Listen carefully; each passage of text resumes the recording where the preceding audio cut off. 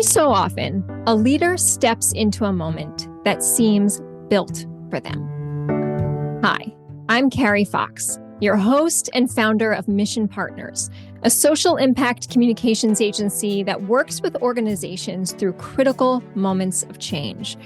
And over the past 25 years, I have had the privilege of witnessing leaders rise to such moments. New CEOs appointed days before the COVID pandemic, during economic volatility, or any number of challenges. And it's like they were made to be there, right? In that moment, to steer the ship calmly through the uncertainty. Today's guest is one of those people for me. Anand is the president and CEO of ALSAC, the fundraising and awareness organization for St. Jude Children's Research Hospital.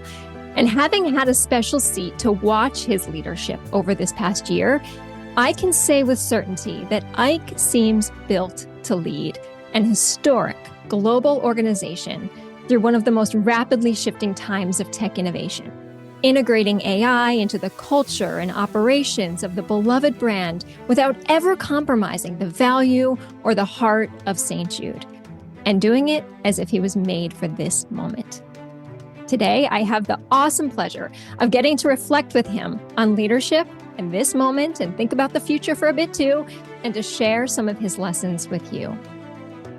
Ike, welcome to the show, and a belated congratulations on your appointment to President and CEO. Well, it is truly an honor, Carrie. I've been waiting for this invite for a while. I love the Mission Forward podcast and your leadership style. So I'm really excited about talking to you today. Why don't you set the scene a bit? Because you're not necessarily new to St. Jude. You've been around the brand for many years before being named to your most recent seat. So give us a little background on your arrival to St. Jude. Yeah, so I joined St. Jude in the middle of the pandemic, actually around the end of 2020. So I've been there close to 6 years now. And my background is basically I spent about 20 years before joining ALSAC St. Jude. I spent in the online travel category, 15 of those with Expedia Group up in Seattle. So mostly involved in technology strategy for what I would call probably the most dynamic online marketing business in the world. And so really interesting times. I joined that industry when it was in infancy, and I left it when it was really, really big.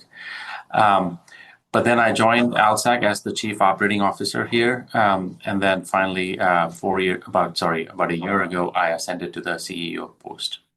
And we're going to get into some of your personal stories throughout this, but let's talk about when you arrived, that moment, right? You had come from years in the tech industry, Expedia, right? Being a very different kind of organization. So tell us a little bit about what you saw when you showed up at St. Jude and ALSAC, really specifically, that felt missing. You know, it was very different, of course, coming from a sort of a West Coast technology firm into a non-for-profit, even though a non-for-profit leader, was very different. But let me start with what really inspired me. This is a mission-first organization, first and foremost, led by people who care about children, care about catastrophic diseases impacting children and families here in the US and all around the world. And for us, mission always comes first. So this was the number one thing. Number two, it's really all about trust. So ALSAC St. Jude has built a brand that is second to none when it comes to trust. We're the most trusted brand in the US as per Morning Consult for across all non-for-profits. And so people trust this brand, and the brand has been built by a game of inches of every day for 60 plus years, working to build that trust, to gain that trust. I also saw a team that was second to none, a team that was coming in from all parts of the industries, different industries, really strong, innovative, best at what they do in fundraising. The opportunity I saw was really trying to unleash the potential, right? And using technology in a way that helps us do that. And so that was what was really unique, is we had the underpinnings and the makings of, we had all the ingredients present, right? It was this unique moment of time, when I remember a story about Steve Jobs, and when he came up with the iPhone, he said, listen, I didn't do anything special. What happened was that this was a unique moment. The touchscreen set technology was coming in, and people were used to Blackberries and doing more things on their phone than just talking. And, the mobile infrastructure was getting into the third generation, so they could handle internet. And so all of these things were coming together. I just put them all together into something that would work. I feel more and more the same way about ALSAC. At the time I arrived, everything was there. I just had to put it all together, and it worked really well. You use a really important word, and it's trust. And we'll probably keep coming back to it because trust is so core to ALSAC and has been over the course of the entire history of St. Jude Children's Research Hospital. But I'm going to bring it connected to this moment because I talked about at the top that you entered this moment of great technological change and innovation. And we did some research last year working with nonprofits and foundations on what are the issues that are top of mind. And AI came up in every interview and conversation where we had about half of organizations say, we're going to lean into it. We trust it's part of our future. And the other half who said, not ready to go there. We don't trust the technology. We're going to step back from it. But you've really straddled this in a really interesting way, understanding that there's a way to lean into technology while actually reinforcing the importance of that trusted brand. So how do you think about that? Introducing new technology, new innovation, without necessarily needing to say goodbye to the old ways of working too? Great question. I mean, I think about it a lot. So I would maybe put it in like three different boxes, right? The first is that the advent of artificial intelligence has actually ended up or is ending up eroding trusts in institutions for people, right? Like, so people, for example, don't know what to believe in terms of what they're looking at. Is it real or not real, right? And so it is somewhat eroding trust in institutions. So that's one aspect of it. The second aspect is when you think about our business, our mission, our focus, trust is our currency, right? It is our currency. Like, we need people to trust us because what we do is really important, and it can't be done if people don't support us. And so trust is absolutely vital for us. And then the third area is that AI is such a transformative technology that not using it or ignoring it is like suicide, right? Like, so we actually want to embrace it, right? So all of those things are true, right? And so the question is, how do you do it? For us, it has always been mission focus, number one. So there are many examples I can give you, but artificial intelligence and machine learning models are core to what St. Jude does. It increases the velocity of research.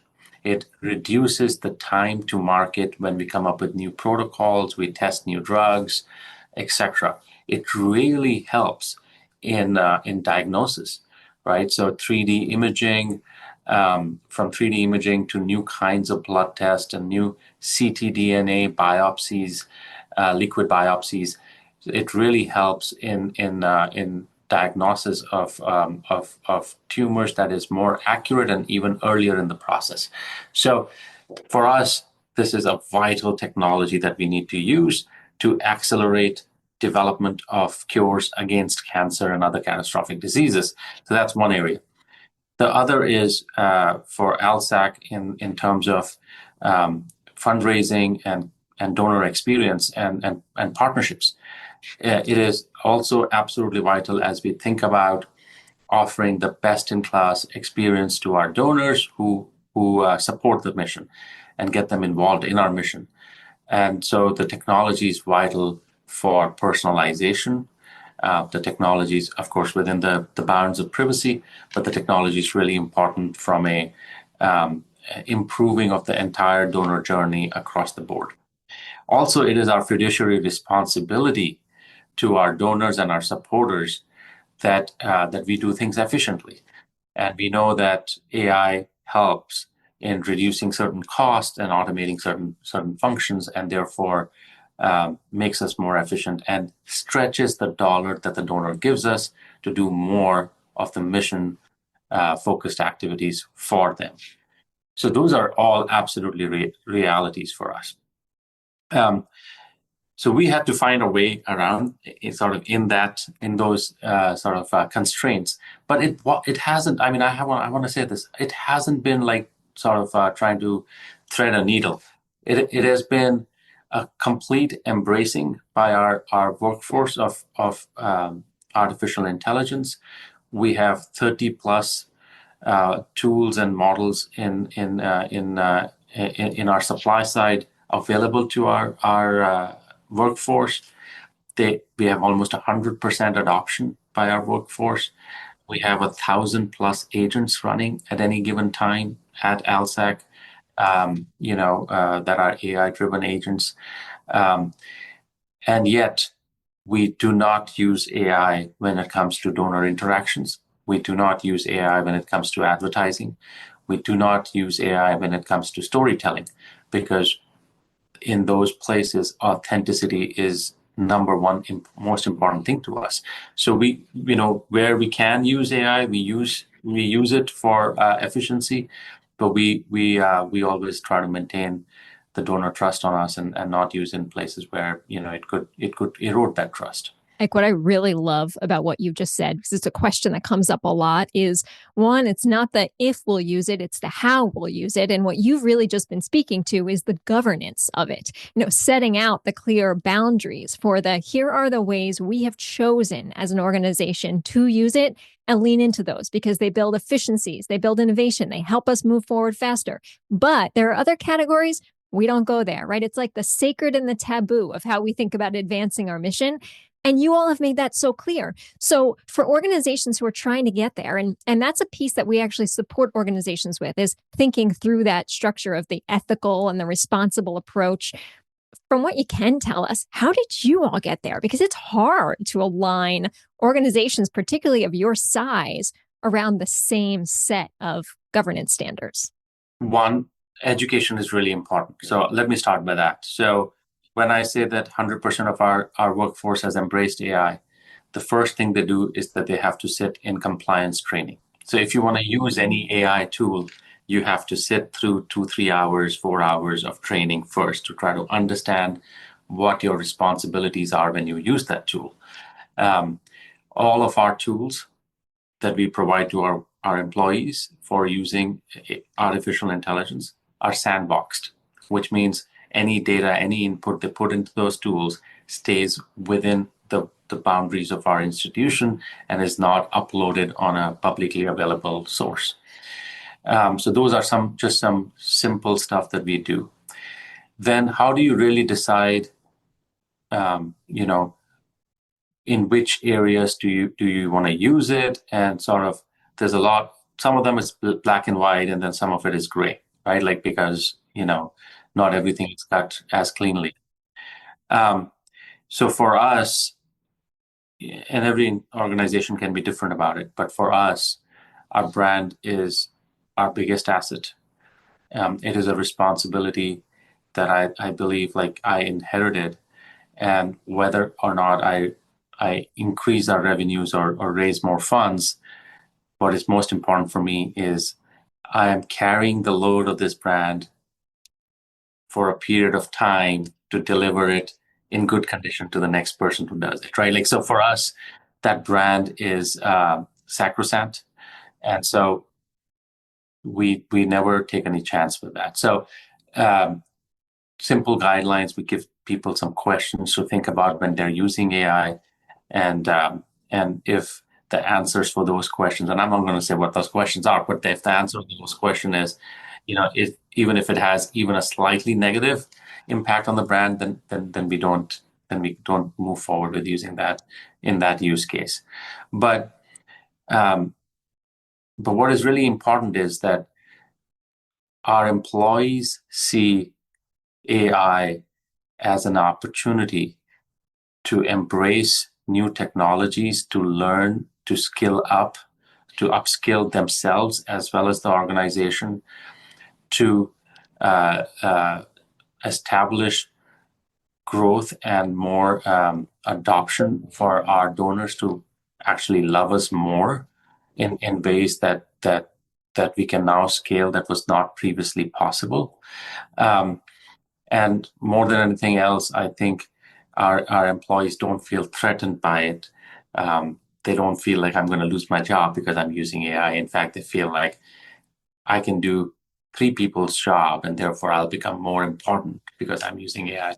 And we've never had any reason to replace employees with AI at the moment.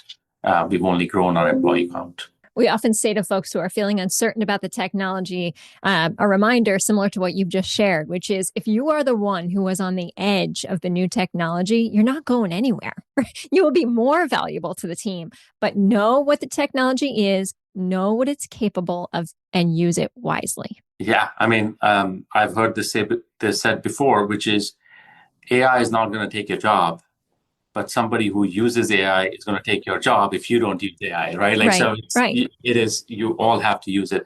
And I'm really proud of our team, really, really proud of our team. They're coming up with new and new use cases. They're not afraid to try out new things and make solid, real progress into how, it's one thing to say, here's what we do, let's put AI into the mix and stir, right?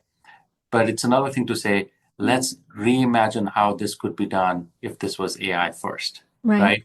And so our team is not afraid to take that latter view and start sort of reimagining our processes. Well, and perhaps in part that is so strong because you are so mission first, right? You are everyone I've ever met over these past 10 years of this great opportunity of being able to support your mission is people are so deeply invested in that mission. Knowing that any day a family could walk through those doors and hear the words, your child has cancer, and the uncertainty of what a family may feel, but then suddenly the calm that they do feel knowing that they are in your care. There is something that I think is a muscle that seems to be built inside your organization of the ability to lean into uncertainty and find calm, right, in that chaos. Absolutely. Absolutely. It is a mission first organization. All we really care about, the first, they say in real estate, the 3 most important things are location, location, location. For us, it's mission, mission, mission, right? Like, so that's what we really, really care about. And one of the good things about our mission is St. Jude Children's Research Hospital, right? Research is a very important part of it.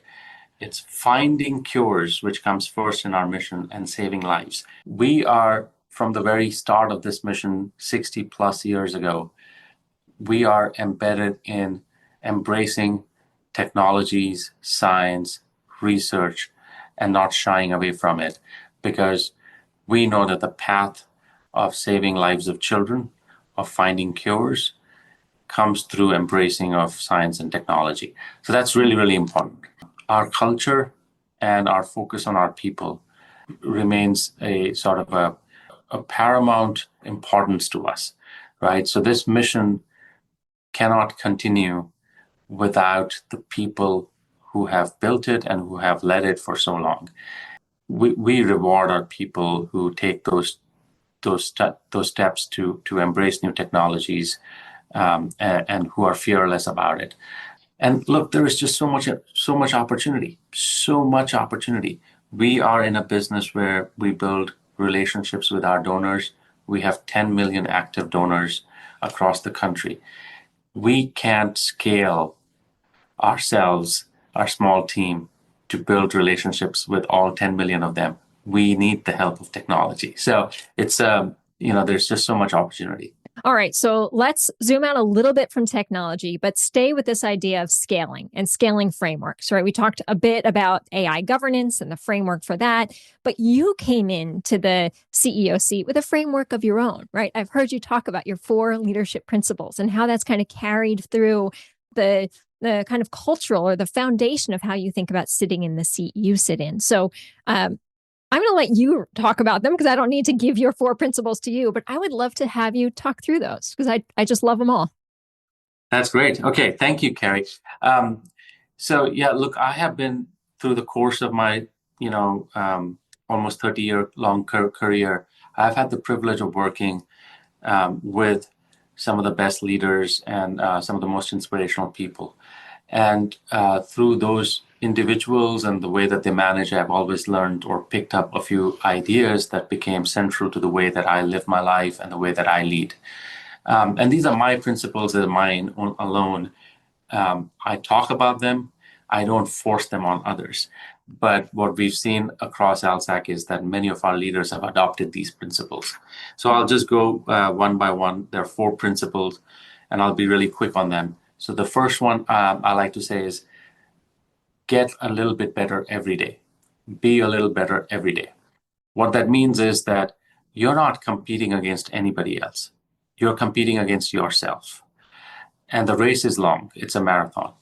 Ultimately, you have to be better today than what you were yesterday. And tomorrow you want to be a little bit better than what you are today. So just a little bit. Find 1 area, 2 areas where you can be a little bit better and then become a little bit better. Use test and learn. Use sort of your peer feedback as a mechanism to do so, but get a little bit better. And that applies in everything that we do, whether that's paid search that you're bidding for, whether that's technology product that you're building. Can you be just a little bit better than what you were yesterday? It's also important to note that, in my view, ALSAC is peerless. There is nobody in the market that we are competing against. We think all our other charities are our sister charities, and we actually support many of their missions as well. But what we are competing against is ourselves, what we were yesterday. So that's how we motivate ourselves, is we become a little bit better than what we were yesterday. That's principle number 1. The number 2 is data-driven decision making. We don't make decisions without data. And data is central to everything that we do. So we are an organization that's obsessed with data. And we try to do everything as an A/B test, ABC test. There's a test and a control bucket, no matter what you're talking about.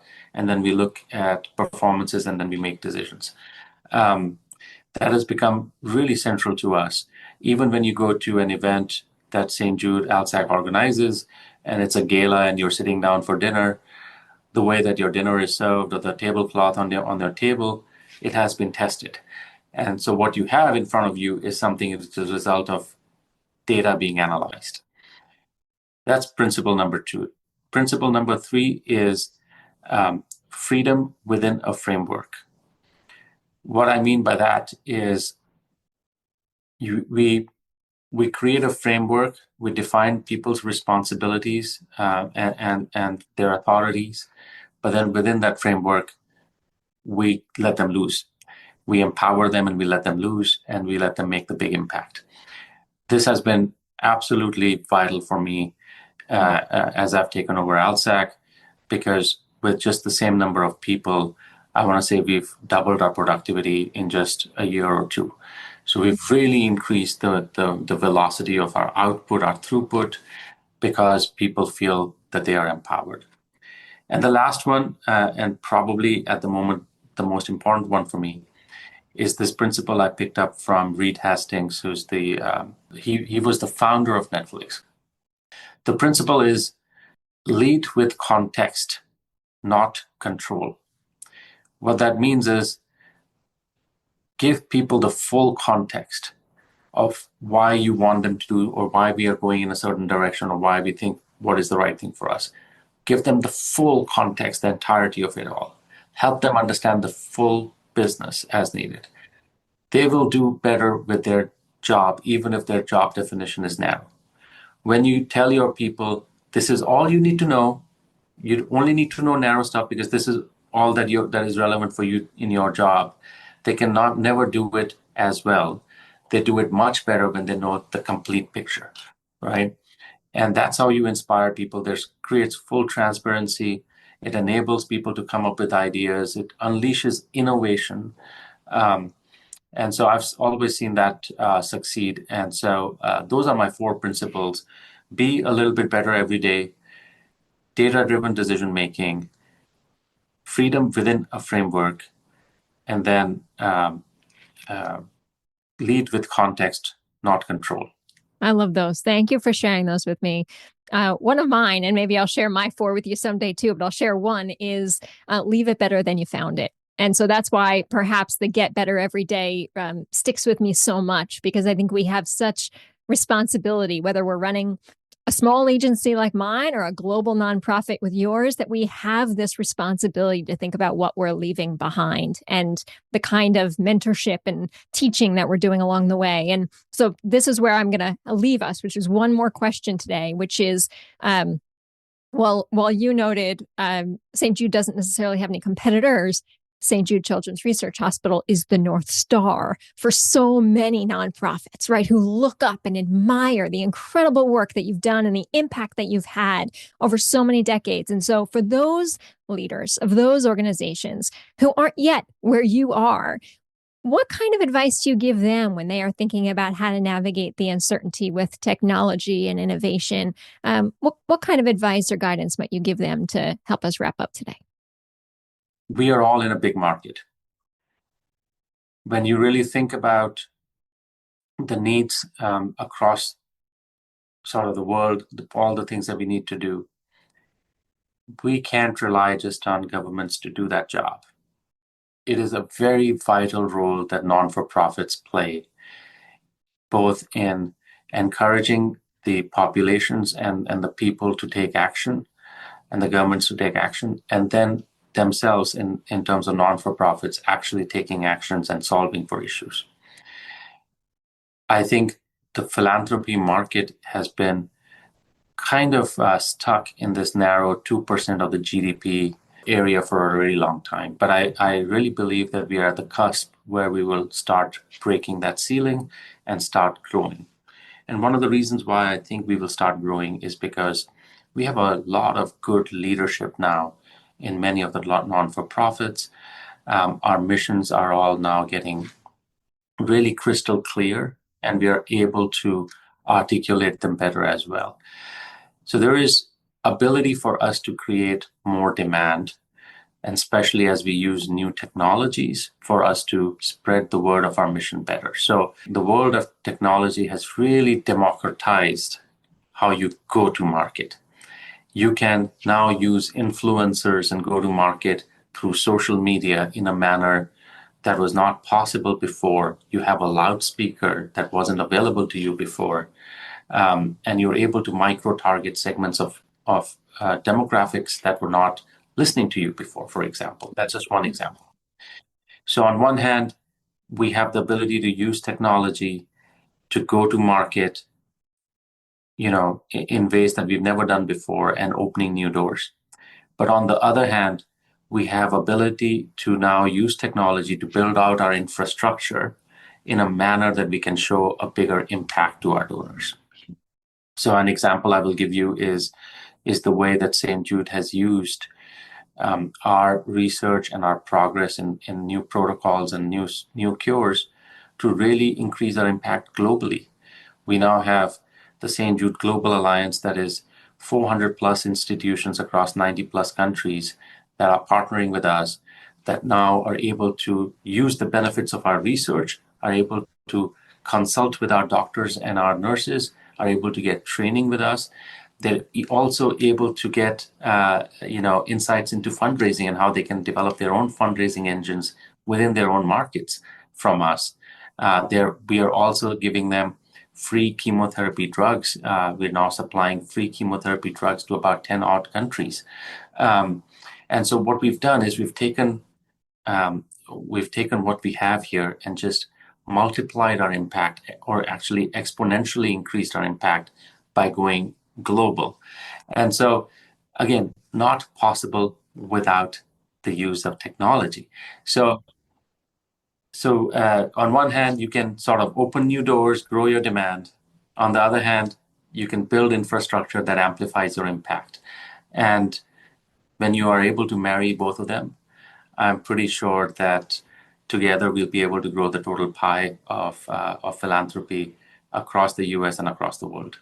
And talk about what a nice full circle from where we started today, because as a reminder to us all, right, knowledge is power. And we've never had more access to knowledge than we do right now at our fingertips. And for any nonprofit leaders who are listening to realize, my goodness, how is ALSAC getting there? Well, they can too in their own way, right? Because they also have access to that knowledge and to turn that into power for themselves too. So that's a great lesson learned. And it also reminds me of something that a friend and mentor said to me a few years ago, really during the height of COVID. She said, don't forget that diamonds are formed under pressure. And so in those moments when everything feels really uncertain, that's actually when the most beautiful things can be formed. Absolutely true. Absolutely true. In fact, struggles are what makes us, resilient humans, and struggles are what build great businesses and great institutions and great missions. So, I'm always reminded of the story of Danny Thomas, who built originally the St. Jude Children's Research Hospital. He started 65 years ago with just a dream and basically no money in his pocket. But on a daily basis, he inspired people, collected the money, and eventually opened St. Jude Children's Research Hospital. I never had the great opportunity to meet him, but I've had the great opportunity to meet you. And what I can say with certainty is that you have that same level of inspiration for me and for many who get to watch your leadership in action. So, Ike, thanks for being with us today and being so generous with your time and knowledge and wisdom. I just so value you and the organization, and thanks for being with us today. Thank you for this opportunity, Carrie, and I look forward to doing many more of these sessions. Thank you very much.